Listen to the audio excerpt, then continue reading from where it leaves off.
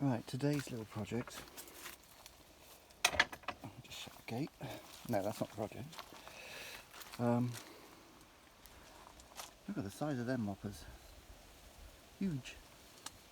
Anyway, today's little project. Went out and got some Exmoor Pony Poo Compost, which is just up the road from me, literally 2 minutes away. Here's the bag it was in. Here's my cup of tea. I repotted my cycad, which is looking a little bit yellow. My agave, which I brought back from Fuerteventura. My aeonium, you can say that when you're drunk, aeonium. And top dressed my lemon tree with these little lemons on it. And repotted my agapanthus. This is one called Crystal Star, which is a double one.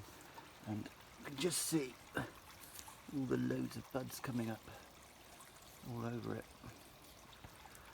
So I'll post some pictures of that when it's in full flower.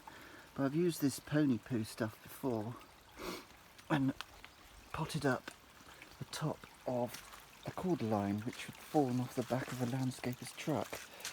Look at that now, that's 1 year on. Huge.